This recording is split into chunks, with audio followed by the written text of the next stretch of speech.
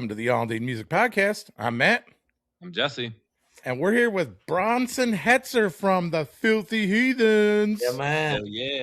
Good to be here.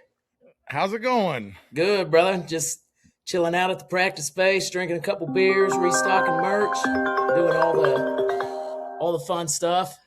Right.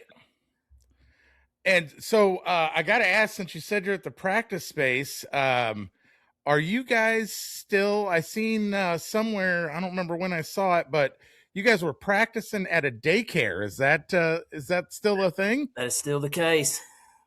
There's something that's just badass that's where about you're that. at is the daycare. Yeah. I'm like pressed up against the wall so you can't see like all the board games and Oh, that's great. How'd you guys find yourself into that? Well, I got a buddy that I knew he had owned some properties and stuff, and we were looking for a place to practice, and I hit him up and was like, "Man, you ain't got like a garage or anything somewhere, do you?" And he was like, "Man, I got a daycare that is currently not being used," and he was like, "If you want to check it out," he's like, "It'd be perfect for that," and the price was right, and I mean, it's a big room. It's like a 20 by 40 room, I think is what we measured it at. Now we only use half of it, so it's more like, I think it's 20 by 24 is the room size that we use. But you know, it's been perfect. You know, it's got acoustic ceiling panels and thick walls, and we kind of cut the grass around here to, you know, pay for it. But I mean, it's been great. It's really helped us as far as being able to keep all our stuff in one location. Yeah. It's not currently used. Like, you don't got a bunch of kids jamming on the guitars and drums during the day, and you guys come at nighttime and who touched my drumstick? Yeah, not that I've seen. Okay. They have it open on the weekends sometimes, but I mean, it's a big daycare, so we're kind of down here on the end. Okay.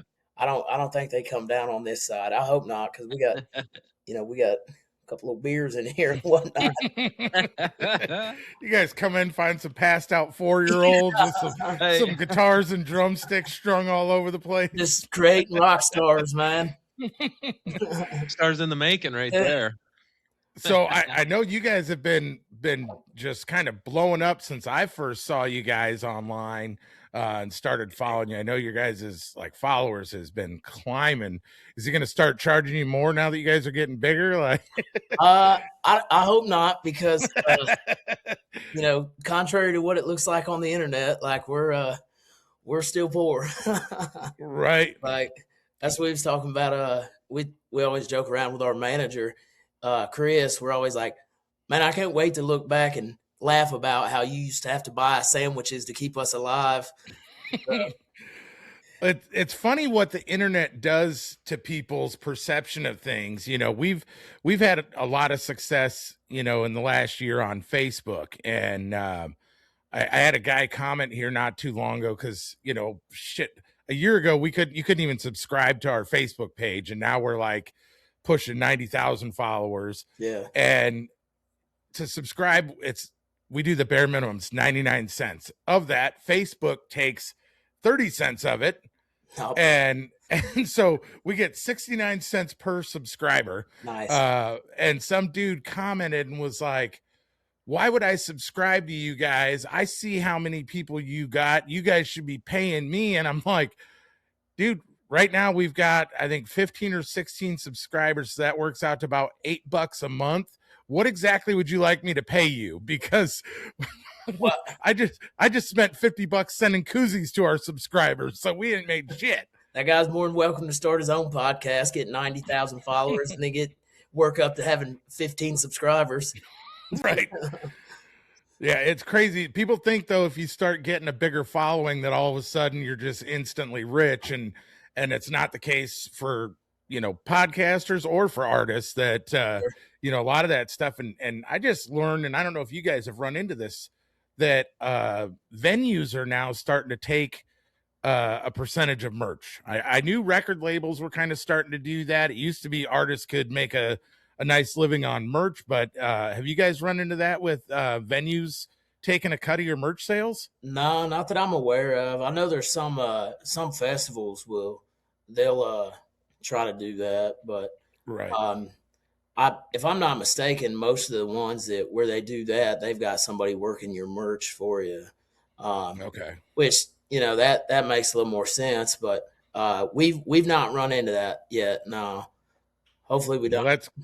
that's good, You because don't. we love pushing people to buy the merch, whether you can see the bands live or the artists live, go on their website if they sell it and buy it. And when I started hearing that everyone's now trying to put their hand in that cookie jar, and it's like, leave these guys money alone. That's been like artist money for years, has been the merch sales. Yeah, like how we gonna buy hot dogs at the gas station and Miller Lite without Right. that $71 we made? That's it. When we heard that some of the record labels were doing that, and it was like, I get it. Okay, is the record label fronting the bill for the merch? Are they providing somebody to work the merch booth? Are they, like you said, you're restocking the merch and doing all that stuff? Are they doing all that stuff, or are they still making the artists do it and they're just reaching their hand in the cookie jar, like Matt said? It's like ridiculous. Yeah, it's hard telling. I know we're a very grassroots operation, man. There's us in the band, and then there's Chris and Aaron, and I mean we do everything. We uh, design merch. My uncle Bob prints the merch. We fold it all up, bag it, uh, put it in totes. We just do everything in house. Just it's expensive to do this. You're working on a Yeah. shoestring budget most of the time. I mean, gas is high right now, so that cuts into profits. So the more stuff we can keep in house right now, the better for us. So Absolutely. and realistically, I mean, none of us at this point have jobs. We've all been fired. So luckily, uh, so yeah, it's like I didn't really have much else going on today. I can come up here and fold t-shirts and put them in a tote. Nice. So I know when I first came across you guys, I don't remember if somebody sent one of your guys' clips to me or if it was one of my like many a nights where I love finding new artists, just scrolling TikTok and reels and stuff like that. And I think it was maybe like Tupelo's Son was probably the first one I seen, maybe. And Yeah, You sent me. Is that what it was? Yeah, I think you sent me that video, and I just I opened the name and I saw the Filthy Heathens, and I was like, "Yep, love the name. Like, let's dig in a little deeper." yeah, Well, and so I've been in the past, a fan of the Cadillac 3, them Dirty Roses, and there's some similarities. There's definitely differences. And you guys, even though there are those similarities, you kind of do something different. And as I kind of started checking out more of the music and more has come out. I've just kind of been floored by the variations of it. And you got one, Cyril. Is that how you pronounce that correctly? Cyril. Yeah, Cyril. yeah, And I think I seen somewhere you had talked about that was a friend of yours yeah. that it was written about, and totally different sound really than anything else, but holy shit, does that hit hard, lyrically and just laid out beautifully. Well, thank you. Yeah, we cast a pretty wide net. We all come from different backgrounds. Like Cody and I both grew up playing bluegrass, and Craig and Ryan, or rhythm section, they both grew up playing like classic rock and metal, and Dawson is from more of like a blues background. So I feel like we're very fortunate in that way that we put out a song like Cyril, and we kind of bluegrass it up a little bit, put some dobro on it, and I mean that is authentic to who some of us are. Like Cody and I, having that background. It's like, hell, my grandpa played dobro. Like I have both my grandpa's dobros, and we'd sit around, I'd play guitar and he'd play the dobro or the banjo, and uh, that's very authentic to us. And then we do a harder song, you know, a more heavy song, and that feels really good to Ryan and Craig and Cody and I as well. You know, it's like we just enjoy all kinds of different music, and I feel like the listener kind of digests music more that way. You know, it's not like you don't turn on the radio and listen to one style of music all day like you used to. You know, you'll get on YouTube or whatever you use, and you know you'll listen to Zach Top, and then listen to Kanye West, and then you know listen to Disturbed or you know whoever. Right. It's like that's I feel like that's how the consumer is kind of taking in music now. So it's like man, all this stuff is authentic to us. So hell, why don't we just play a bunch of songs that we like and write songs that we like and just try to be true to the song and give the song what it needs rather than you know a song like Cyril is very personal to me. It'd be very weird to try to turn that into a rock song, you know what I mean? It's like Right. just let that thing breathe the way it needs to. Well, and it all works, and I think that that's probably due to everybody's backgrounds being different. Is that it sounds just as authentic as you guys, as you know, Diamonds in the Rough, which Yeah. also sounds just like you guys. And so I think that that's what maybe makes you guys a little more unique, is that you can be authentic and sound totally different from one track to the next. Well, thank you. Yeah, I mean we take that very serious, and you know it's not always a smooth operation, you know, because what I may hear is very different than what Craig may hear, or what Cody may hear is very different than what Dawson may hear. Or, you know what I mean? And Yeah. but we do a good job of like talking through things and landing on something that everybody feels good about most of the time. And when we don't, we just argue about it a little bit. Well, and so Split out. Yeah. I do have to ask you if you're familiar with a song, "Made in Heaven." Yeah. I had to bring that up. I've seen some other podcasts that you guys have been on, and you know, in doing my research, I came across that, and I was like, "Whoa, all right, it's been a minute." Yeah. But I'm like, I got to bring that up. I don't think anyone else has asked about that in anything that I've seen you guys do. They have not. I wrote that. God, I was probably like 16 years old or something like that. Nice. I first started kind of getting 16. into songwriting. I was, you know, I don't know. I was probably 13 when I started writing songs, and that was like I thought I'd done figured something out at that point, and then it's like you move to Nashville and you kind of learn how to like actually write songs, and you look back on something like that and it's like, boy, I was missing the mark a little bit. No, I think it was great. Like, I love seeing like guys that have progressed, you know, through their lives with different stuff, and obviously you look totally different. I came across this YouTube video at a piano, looks like in a hotel maybe, Yeah, that's and I a was hotel. okay. I was like, holy shit. You know, I haven't seen anybody mention this. This has got to be like something that somebody would bring up at some point. I just think it's cool to kind of like go from that to where you're at now has got to be hugely different in your life. It's been a wild journey. Yeah, like I was very serious about music at a young age, and I I don't know. I moved to Nashville, pursued it very hard down there. Had a publishing deal down there, and you know, you just get tired of being poor, and you get a job, and you're like, I'm gonna pursue music still. Uh, you know, in between working, so that I can actually eat and have a car that runs.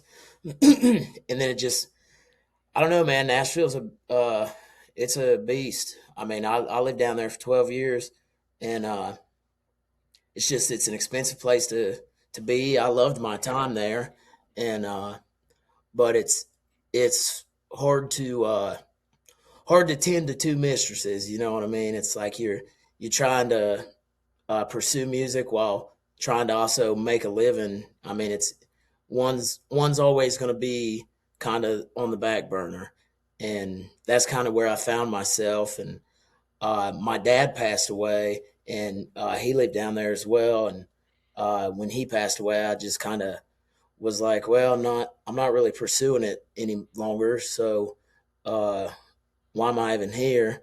You know, now that he's gone, and so I decided to move to Pensacola, Florida, and I sold my house, and my job transfer fell through, and I ended up in Columbus, Ohio. Is how this kind of we got this thing going.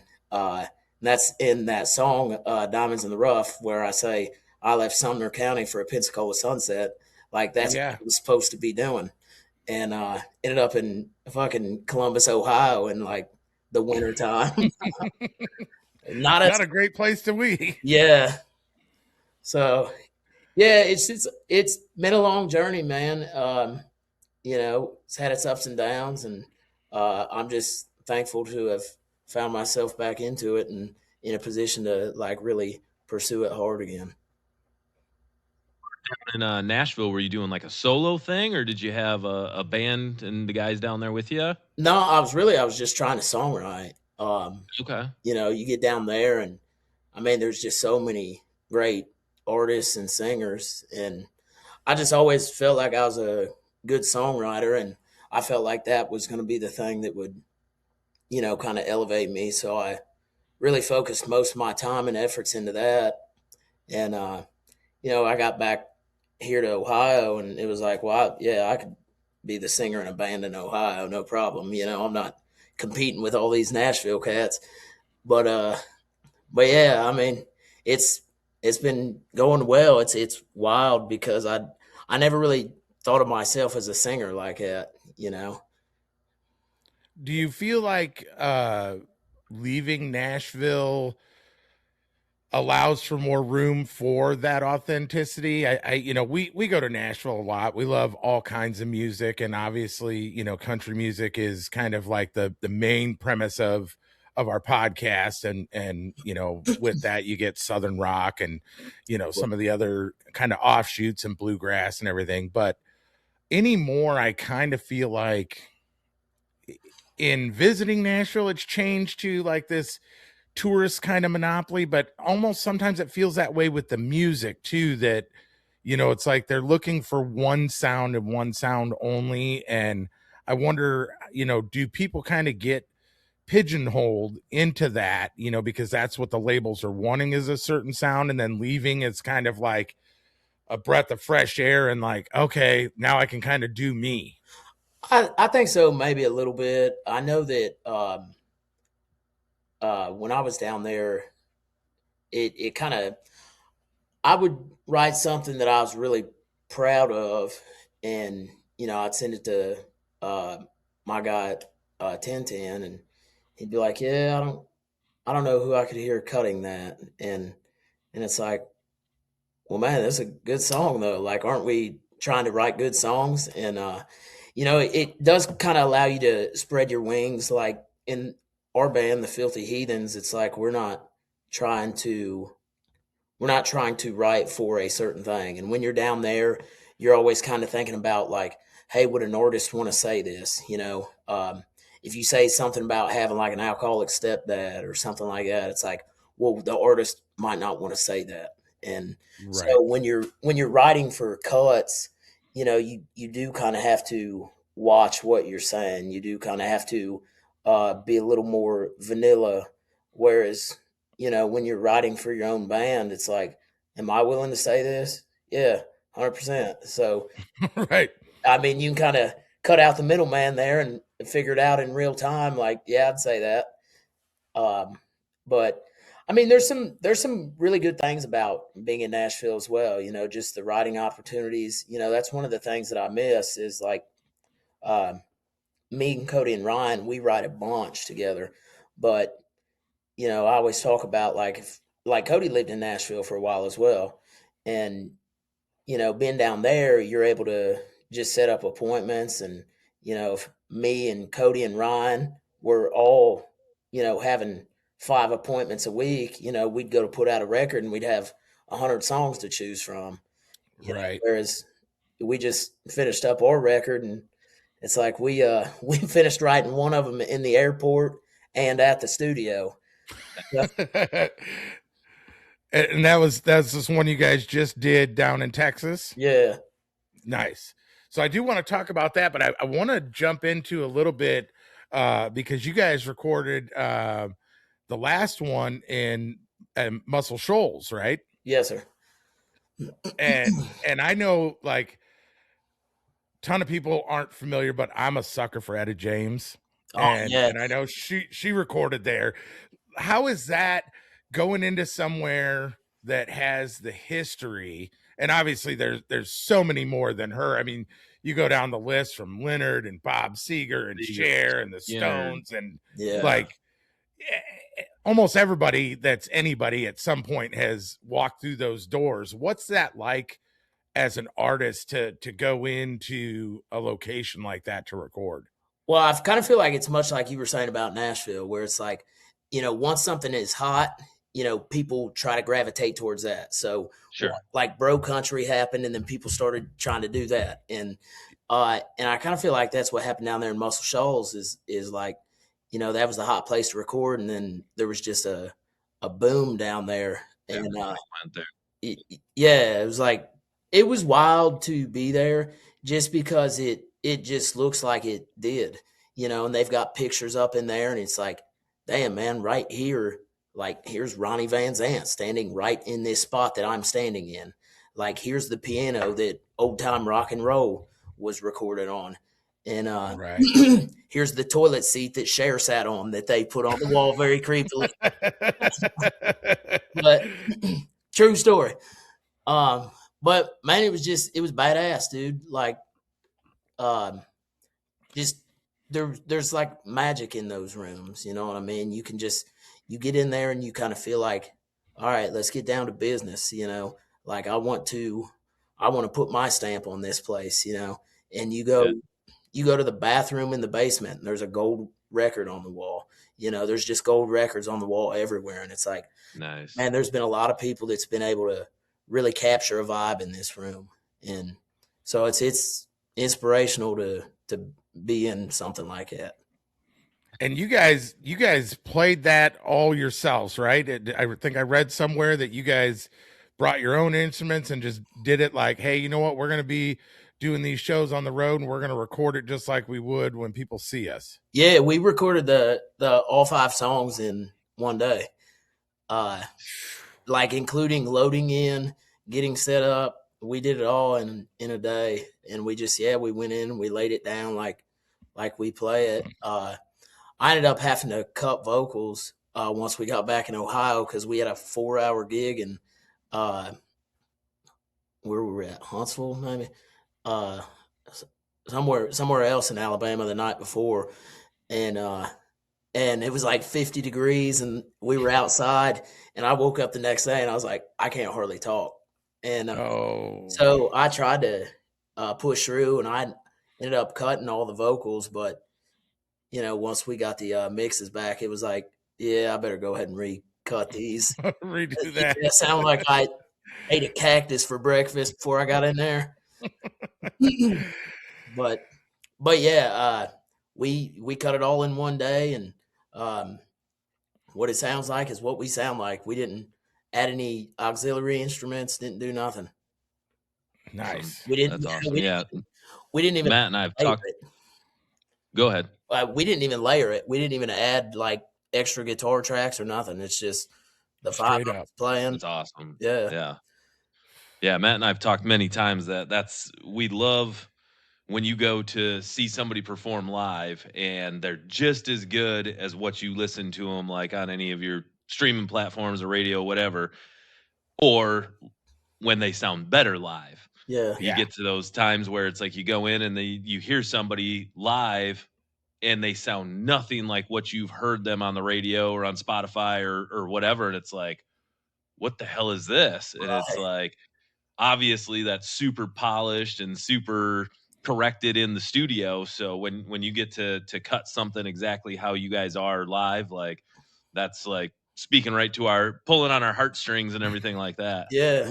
We've walked out of many a concerts of big name touring acts, like 2-3 songs in, like, I ain't sticking around for this. This is garbage. I don't want to hear this nonsense, you know. Yeah. Yeah, we love that as well. That was super cool for all of us. I know Ryan in particular, like, was really proud of that the fact that, you know, we went in there and played the way that we sound, and, you know, it's been good enough to, you know, kind of elevate our name a little bit. And you know, we did, you know, we played all the instruments on this new record as well, but we you know, we layered it. You know, this is more of a professional job. We didn't do this in, you know, 8 hours or whatever. Right. But Take your time on this one. yeah.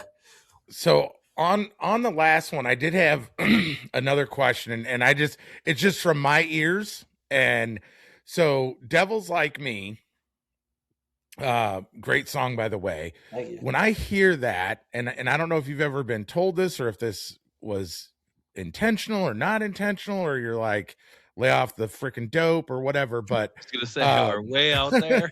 so Sounds back like in the James. yeah, no, so back in the day, and we've had some artists on that are young enough to be my kids, and I won't put your age out there, but I know you're not young enough to be my son, so we're good there. But you might remember a show back in the day that was oh shit, now I'm drawing a blank on the name of the show.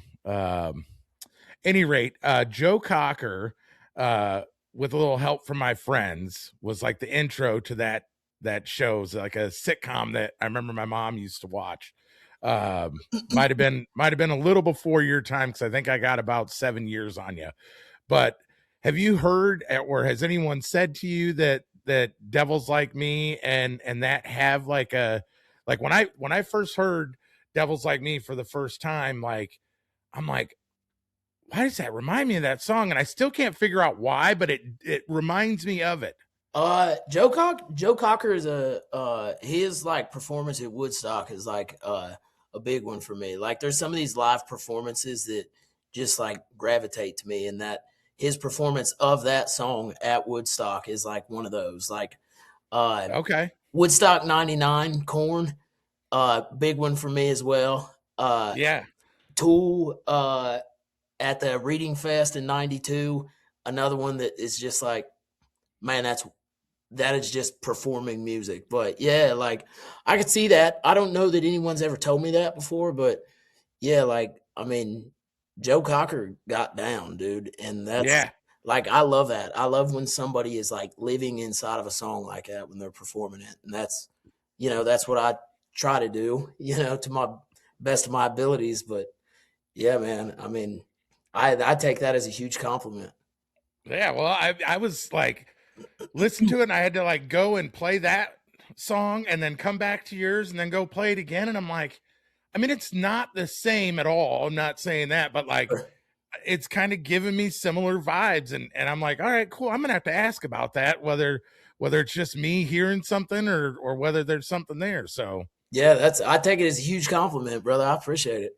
yeah, absolutely. So let's jump into, you guys just like recently, within like the last week, got back from recording at Sonic Ranch, right? Yeah, it was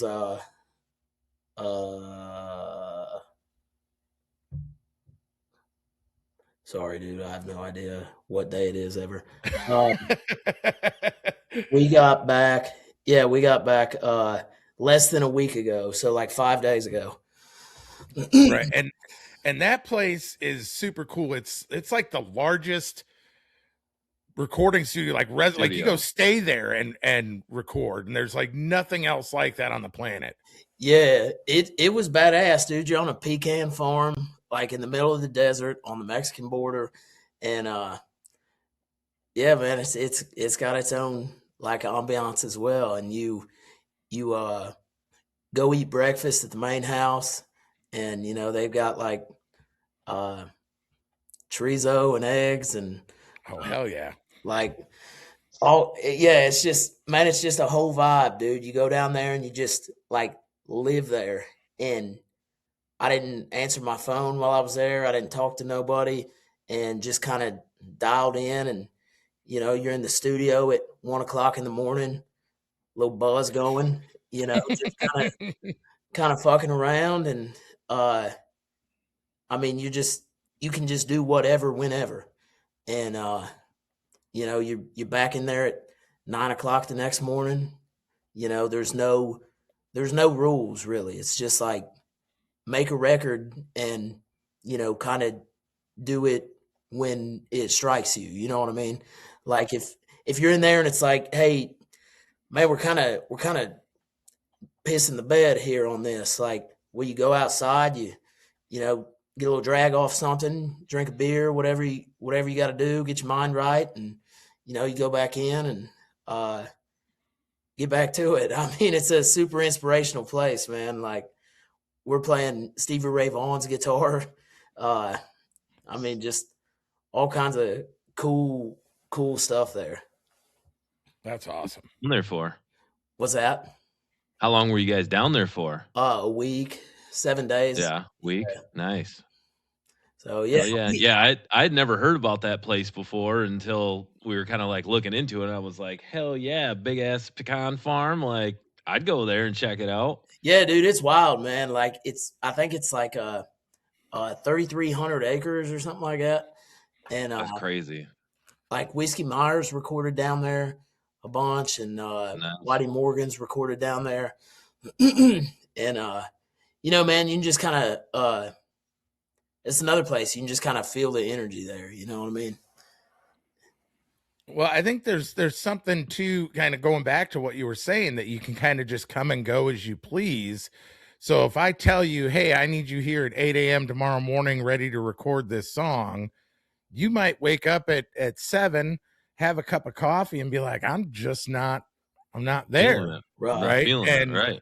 And being somewhere like that gives you the opportunity to say, you know what? Nah, fuck it, I'm going to go for a walk, and, I'll come back at 10 and see if I'm there then. And if we are, we'll cut it. And I think that allows you to give your best to everything you're doing. 100%. Like, that's, you kind of move at a slower pace there, like, I've done a bunch of like demo recordings in Nashville for like song pitching, stuff like that. And it's like, hey, the studio session is from 8 to 4 or 10 to 2 or whatever. And it's like you go in there and it's like, man, I'm not in like a creative mindset right now. And it's like, it's very easy to stay in a creative mindset down there because you wake up, when you wake up, you go eat breakfast. We would walk down there some days we would drive, because the main house it's about a mile down the road, but it's like some days you want to walk just to kind of get out there and smell the desert. You know what I mean? And, yeah. Threw a bunch of rocks into the water, and Rio. Yeah, they have like it wasn't like the Rio Grande, like it's on the backside of the property, but come to find out, the wall that is up, the Rio Grande is on the other side of it. I hopped out thinking that we would just like go see the Rio Grande, and there's like you got to try and climb a wall to see it. Well, there was like an armed guard with a dog, and I was like, well, I guess I'll just stay over here then. But yeah, there's like a drainage, like water drainage running through there. Ditch. Yeah, like a ditch, but bigger than a ditch, really. And there's a bunch of frogs in there and whatnot. And, we threw a bunch of rocks in there, and, just boys being boys, we'd set a can on a stump and try to throw a rock and hit it. And it's like, it's just very easy to just stay in this creative mindset. Like, you're not worried about bills getting paid. You ain't worried about we have to be at this place this next day or do this or do that. It's just like you live there, and you really can get a lot done that way, I feel like. You're worried about where do I park my car in Nashville to get to this recording studio at this time? Yeah. And, oh shit, I'm running late, or my Uber's going crazy. Like, yeah, there's an accident on 440 like there is every single day, and now I'm going to be 30 minutes late. Yep. or your car gets hit by flying debris and almost kills you on 65. Yeah. that happened to us 2 weeks ago. Holy shit. We were staying in Goodlettsville, and we were coming out of downtown. We had been down in Midtown, and then we're making our way back to the hotel at the end of the night. We were right beside a semi, and I'm in the front seat, and boom, car rocks, and I'm like, what the hell was that? When look in the mirror and you see something, football size, tumbling down 65, sparking every time it hits the ground. We get off the off ramp, freaking doors obliterated, over $7,000 worth of damage to my wife's car. We left we left my truck to get better gas mileage for that trip, and destroyed my wife's car in the process, so she was thrilled. Yeah, she loved that. Yeah. I got hit by a big old chunk of something on 65. I just bought a F-150. It was, a couple years old. It wasn't new, but it was new to me at the time. And I probably hadn't had it for 2 weeks, and I don't know. I still don't know what it was. Big old chunk of something. I just smacked the side of the bed and put a big ass pin in it, knocked the paint off, and I mean that's it's rough little stretch, man. A lot of traffic. Right. Buddy of mine rode his truck right there in Goodlettsville. Oh no shit! Yeah, at the Rivergate Parkway on ramp. Oh, that's literally where we got off at. Yeah, yep, right where we got off. Yeah, on the on ramp heading north. He had some. It used to be real rough there. We went back the next day and took a video, and he was driving up that thing and ass end skid out, and he spun around and flipped his damn truck right up into that mountain right next to the side of it. Jeez. Yeah, it's a crazy. I mean, I remember I was talking about it on this trip. Like, I've been going down to Nashville a lot longer than Jesse or our buddy Carl that helps film some stuff for the podcast when we go and do things remote. And first time I went to Nashville, you could actually park a car on Broadway. And that's not a thing anymore. You don't even want to try and drive down Broadway anymore. No. So yeah, it's crazy how that's changed. They usually back in the 60s, when Matt was rolling down Broadway, fresh out of boot camp in the Navy. Yeah, let's try late 90s Peckerhead when I was in the Navy. So this new project, do you guys have like a release date for it, or are you guys still kind of kicking that around? What's that look like for you guys?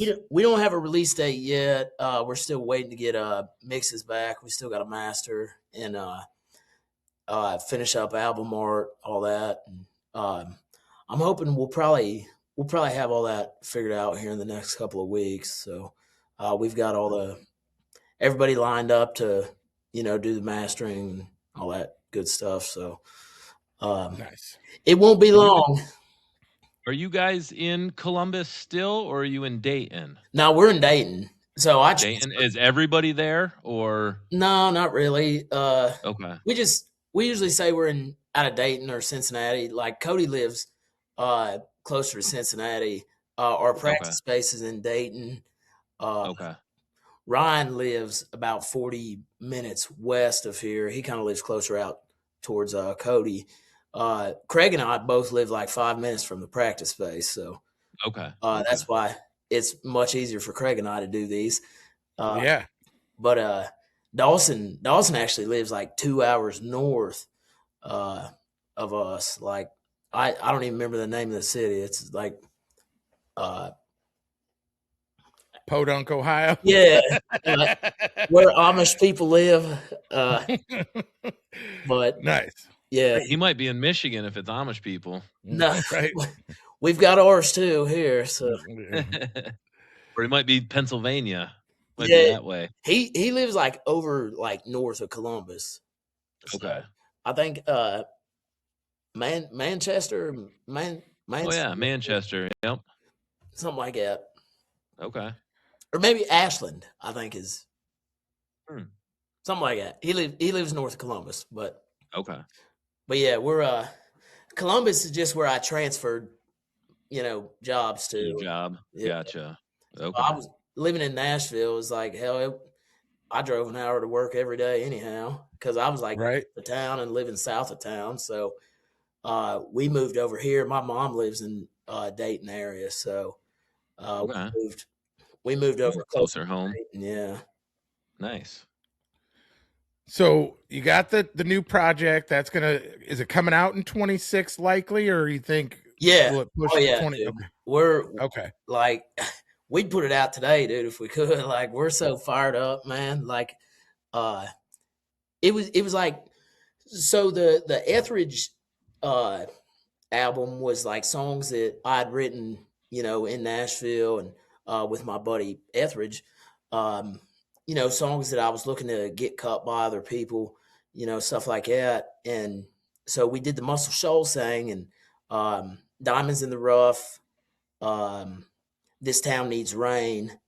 Uh, Banger. those were both Love songs that. that me, Cody, and Ryan wrote together. So that was like our first time, like getting all of us writing together.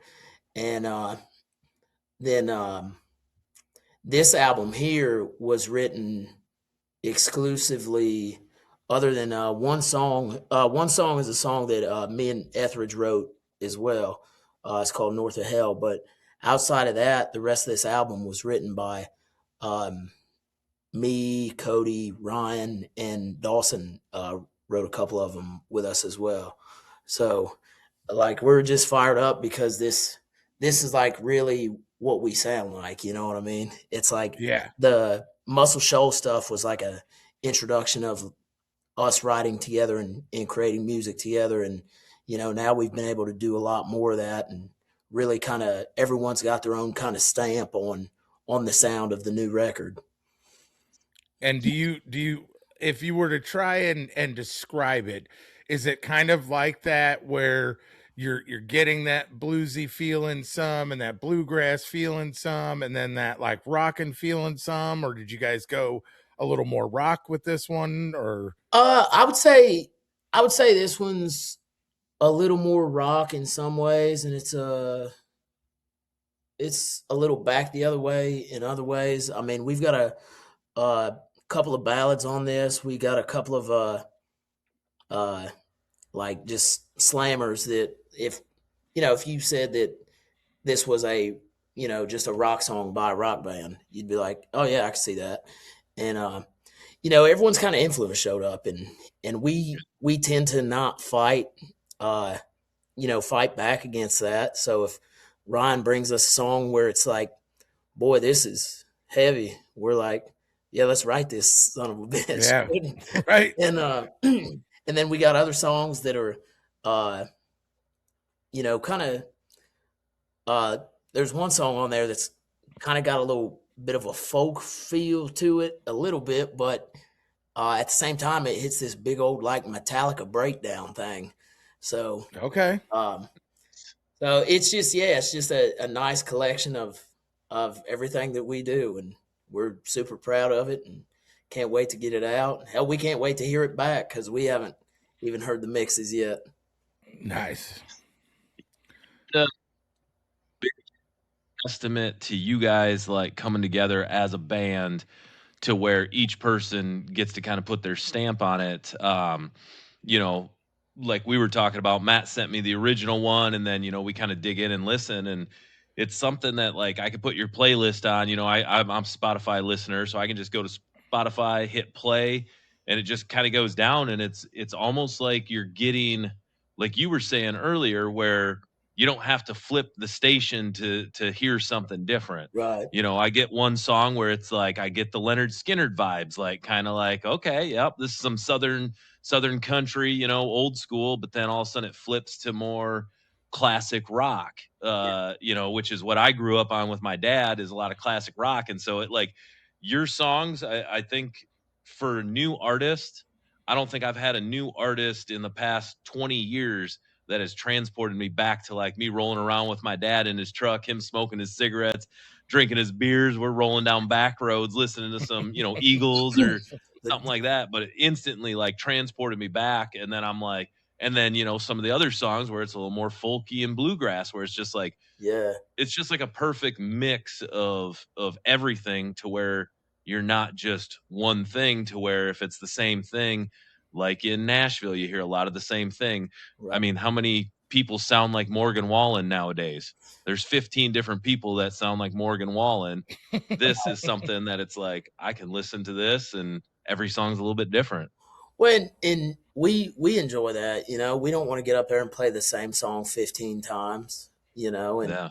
uh and I think we all care about each other immensely, and you know, we have to let each person kind of do the thing that gets them fired up, you know. So Yeah.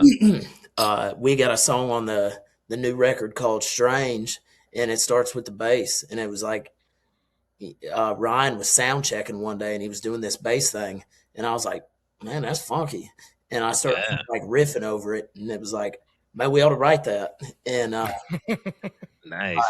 and it's like, man, you don't hear a lot of songs in this genre that just start off with the bass. Hey. So, Hey.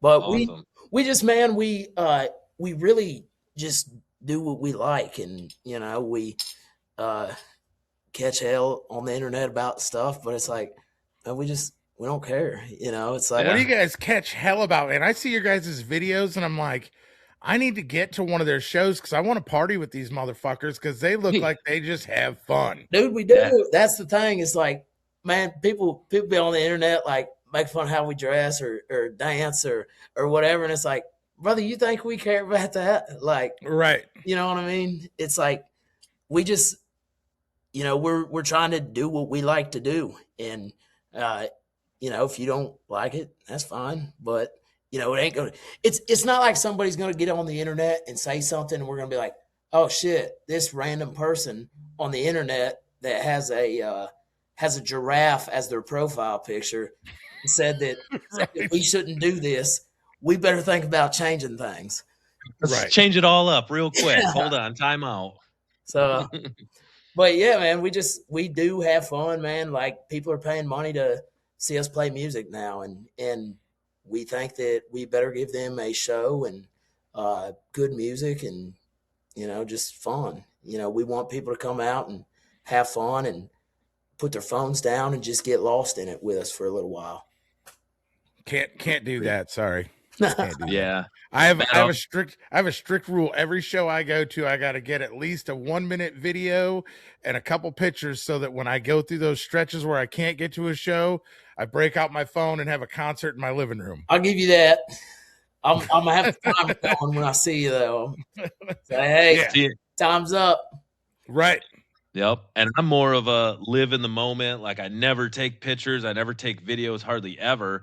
Yeah. One, I got Matt usually with me taking a video, and then my wife's a photographer, so she's over here snapping videos. So it's like, I'm good. Like I half the time I don't even have my phone. So it's like, Yeah. yeah, I'm good. If I need a picture or a video, I just ask one of these guys. So Yeah, it's cool. Yeah, I mean, I think both of those have their, you know, goods and bads. It's like you go back and you see the video and it's like, man, this was badass. But then you think about like, well, wonder what this looked like not looking through my phone at it. yep, You know, yep. Yeah. but Absolutely. And that's Absolutely. why I try and do like a small snippet, but I want to be there. I see people that do that through like an entire set and their phone never comes down yeah, the They're whole doing one of time. these. And it's like, bring it down, hold it down here, and at least be present in this because there's something that's to me that's actually really special from a fan standpoint. And I've seen literally thousands of shows and plan to see thousands of more before my time's up, hopefully. yeah, But there ain't nothing cooler from the fan standpoint to make even brief eye contact with someone performing and they see you and like maybe they nod your way or they point at you or something and it's like, fuck yeah, we just shared a moment like in the middle of this set Yeah. and all these people and I got that. And you can't record that in a phone. nah, oh, it wouldn't do it justice anyways. Right. It's like taking a picture of mountains. You know what I mean? It's like Right. it just don't do it justice. Take a Yep. picture of the moon. It's like, it don't Yeah. really show up right. Right. Stick Or take a white or take a circle. take a picture of your wife's door and send it to her and then come home 2 days later and holy shit, that's way worse than the picture was. Maybe a little bit. Yeah. So you guys have a like crazy ton of shows coming up through the rest of the year, and you guys go out all the way to December. There's a little gap, in there, but not much. You guys are road dogging the shit out of this right now. Yeah, man. I mean, we don't have jobs. Right? It's like, I mean, this is the way we make money, and we're a bunch of trucks. You know what I mean? We ain't sports cars, so it's like, man, we'll go out here, we'll play a 3-hour set if we need to. You know, we love to play. Like Cody, we was talking the other day, like we seen a festival got like canceled because of rain or something, and it was like, man, if that ever happened to us, we're gonna have to like strap Cody down, like, because he's gonna be like, hell no, dude, I've already got it in my mind that we're playing. Like, I'm gonna have to play this whole damn set list. And, right. Man, we love to play, and we don't take it for granted, man. I mean, we're 5 best buddies, like riding around in a van, and we get to play music for a living. So, I mean, yeah, we would want to do that as much as we can. It's just, I see that you guys you're heading out to Texas for a stint, and then you come back to Ohio for a little bit. For any of our Michigan fans that are watching, they're in Muskegon for the motorcycle rally on July 18th. 17th. 17th. 17th. It is It's the 17th. Yeah. I got it up. You got it up? Yep. Well, this is the one thing, Bronson. Like, every one of your on your website, all your dates that you have, it says tickets available, tickets. That Muskegon one, it says notify me. I'm like, no. Why does every other one have I can buy tickets? Like, I don't want to be notified. I want to be there. We're going to be there. You're going to find this hard to believe. I don't run our website. I have no idea. No. There's actually I've spent literally probably an hour and a half online searching for tickets for that show. There's nowhere to find them yet. It's just not. So yeah, it's nothing. It's nothing to do with your guys' website. They're just not available anywhere yet. They probably haven't come up with a cost for them or finalized everything. Do y'all got motorcycles? Nope. Maybe that's. But I can make motorcycle noises. Yeah, I mean, maybe they ain't invented motorcycle. That's Matt's best friend. Damn it, Dan. That's one of our producers on the podcast. Him and Matt will ride Gary and Ace to the show. I told Jesse we're gonna show up like Dumb and Dumber on a freaking moped together. Hole gets 80 miles a gallon. Yep. Yeah. That John Denver is full of shit. Yeah, dude. No, we'll definitely be at that show for sure. That's the closest one to us. Hopefully we can get you back to Michigan. But let's hammer through these. So you guys are in Ohio, you're in Texas, you're in Indiana, you're in West Virginia, New Jersey, Mississippi, Florida, Tennessee, back to Ohio, back to Tennessee. It just keeps going. Illinois, Kansas, Oklahoma, Missouri, Wisconsin, Illinois, Missouri, Ohio, Illinois, Minnesota. Like, people can come see you guys any freaking where. Yeah, I mean, we're trying. I mean, if you want to get new fans, you got to get in front of them, I feel like. Absolutely. And we'll definitely share this when we put out the podcast. We'll have links to the website and everything so people can go see you guys live, because I'll tell you what, there's nothing better than live music. Well, thank you. In my opinion. Yeah, we take the live thing very serious, man. Like, we go hard live. We we try to put on a show. Like, we get out there, and I mean, if we ain't drenched with sweat, we didn't do our part. So I'm stoked. Yeah, that's one of the things that when I like I said, I listen to the music and it transports me, and I really jam to it. But then I watching like your YouTube videos and stuff of like live concerts that you guys are doing, and like you said, it sounds exactly like how it is, but like you guys just jam out. Like, you can tell that every person is like an important part of the band, and you guys give each other the space and the respect to do their thing. Yeah. And so, yeah, like Matt said, it just looks like a freaking party. Like, I'm excited. It is that. Sometimes it's too much of a party. Sometimes we've we've seen some shit in the audience before. So I mean, we try to keep everybody pumped up and having a good time, but sometimes people get to having too good of a time. So Seen that. Usually does. Yeah. Matt usually does. We actually last week we were at Brian Martin. A couple of girls got into a fight up front of the stage at Brian Martin. It's like, what are you guys doing right now? Like, yeah, come on.